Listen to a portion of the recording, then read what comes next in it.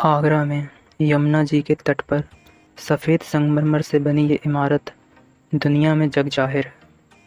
इसे किसी के परिचय की आवश्यकता नहीं है, क्योंकि विश्व में प्रसिद्ध ये इमारत हमेशा चर्चाओं में बनी रहती है।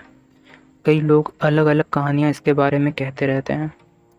तो जैसा कि आप जानते हैं कि आज की इस वीडियो में हम बात करेंगे ताजमहल के बारे में और जानेंगे कि इसकी सच्चाई क्या है। तो फिर चलिए वीडियो को शुरू करते हैं।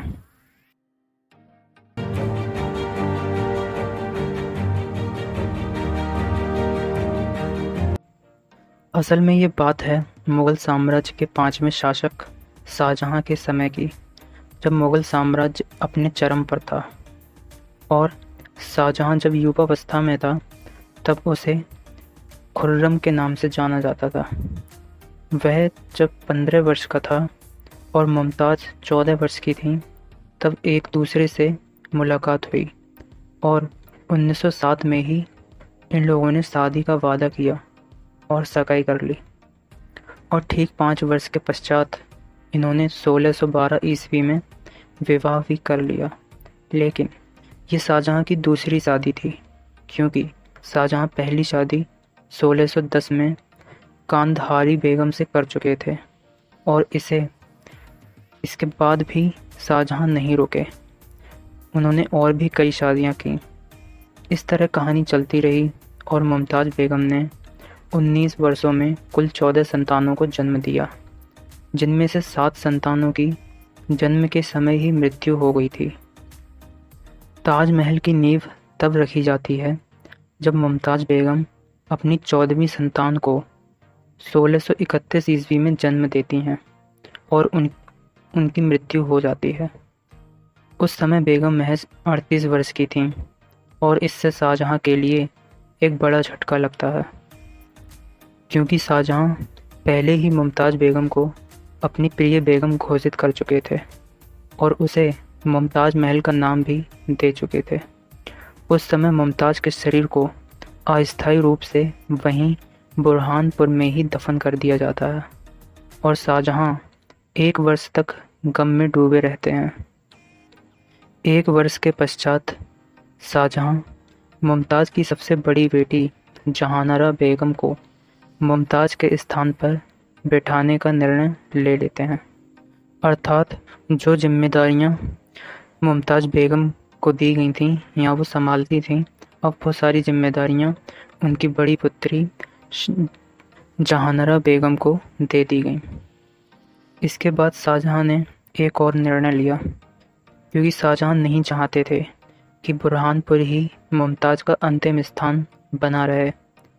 तब वह निर्णय लेते हैं कि मुमताज़ के लिए और उनकी अंत्येष्टि के लिए एक शानदार महल और सुंदर बाग बनवाएंगे और ताजमहल बनाने की योजना बनाते हैं और जल्द ही शाहजहाँ इस योजना पर काम शुरू करवा देते हैं और इसकी कलाकारी की जिम्मेदारी उस समय के प्रसिद्ध वास्तुकार उस्ताद अहमद लाहौरी को दी जाती है।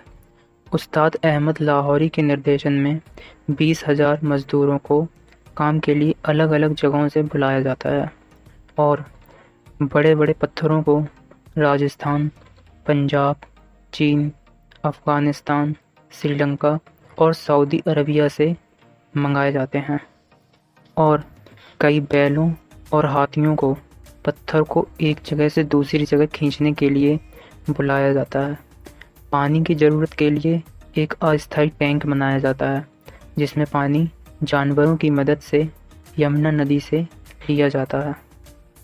मुख्य इमारत को बनने में लगभग 12 वर्ष लगे थे और इससे जुड़े बाग, बगीचे और तीनों दिशाओं में दरबारों को भी बनवाया गया। अर्थात इस योजना का कुल क्षेत्रफल 42 एकड़ में है, जिसके कारण इसे पूरा तैयार करने में 10 वर्ष का समय और लगा। इस तरह कुल 22 वर्षों में इसे पूर्ण तैयार किया गया। इस प्रकार इसका कार्य 1632 में प्रारंभ होकर 1653 ईस्वी में पूर्ण हुआ। ताजमहल को बनाने में उस समय कुल 32 मिलियन यानी कि 3 करोड़ 20 लाख रुपए का खर्च आया था। अगर इसकी संरचना और डिज़ाइन की चर्चा करें तो यह इंडो इस्लामिक मुग़ल कला का प्रमुख उदाहरण है। इसका जो बुनियादी ढांचा है वह अंदर से खोखला है, अर्थात उसमें तहखाने या कमरे बने हुए हैं और गुप्त रास्ते भी हो सकते हैं। ऊपर से देखने पर यह वर्गाकार दिखाई देता है और चारों दिशाओं से यह एक समान दिखाई पड़ता है। इसके चारों कोनों पर 4 स्तंभ बनाए गए हैं जो बाहर की तरफ हल्के से झुके रहते हैं। ऐसा इसलिए किया गया ताकि कभी भूकंप आने पर यह इमारत पर ना गिरें, बल्कि इधर उधर गिर जाएं, जिससे कि ताजमहल पर कोई नुकसान ना पहुंचे। ताजमहल के ऊपर जो गोल गुंबद है यह प्याज और अमरूद की आकृति से बनाए गए हैं। गुंबद के ऊपर कमल की डिज़ाइन और सबसे ऊपर सोने की संरचना लगाई गई थी, जिसे अंग्रेजी शासन ने सोने को हटाकर पीतल से बदल दिया गया था।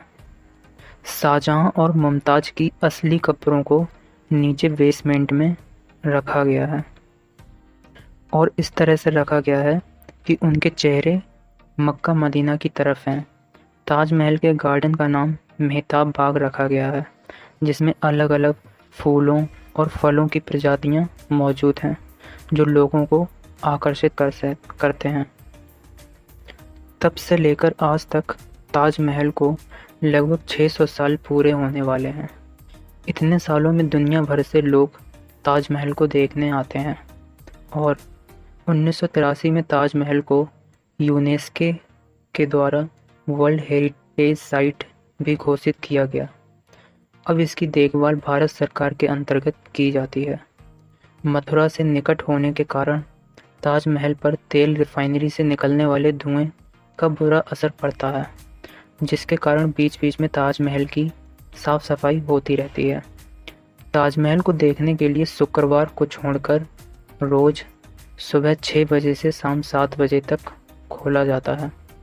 आजकल ताजमहल चर्चाओं में है क्योंकि हिंदू संगठनों का मानना है कि ताजमहल में भगवान शिव का मंदिर है या फिर इसमें कोई शिवलिंग दबी हुई है। इसलिए इसके कमरों को खुलवाकर इसकी जांच कराने की मांग हाई कोर्ट में याचिका दायर कर की गई है, जबकि आर्कियोलॉजिकल सर्वे ऑफ इंडिया ने इस बात से इनकार किया है।